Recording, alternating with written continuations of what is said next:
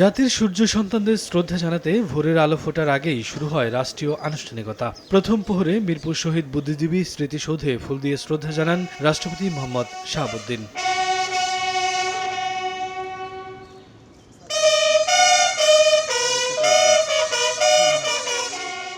এরপর শহীদ বুদ্ধিজীবীদের স্মৃতির প্রতি সম্মান জানান প্রধান উপদেষ্টা ডক্টর মোহাম্মদ ইউনূস। কিছু সময় নীরবে দাঁড়িয়ে থাকেন তিনি।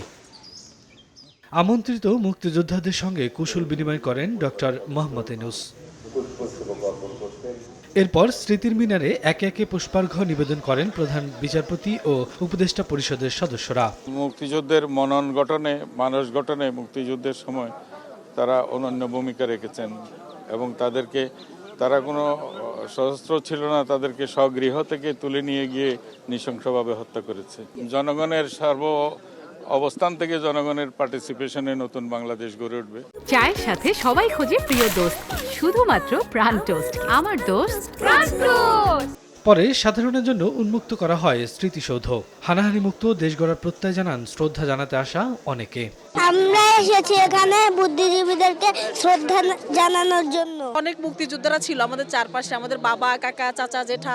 আমরা অনেকের কাছ থেকে গল্প শুনে বড় হয়েছি। জাতীয়তাবাদ, গণতন্ত্র, সমাজতন্ত্র এবং ধর্মনিরপেক্ষতা সেইগুলো একসময় অর্জিত হবে। উন্নত আর প্রগতিশীল রাষ্ট্র গঠনে সবাইকে ঐক্যবদ্ধ হওয়ার প্রত্যয় সবার। শফিকুজ্জামান রুবেল, সময় সংবাদ, ঢাকা।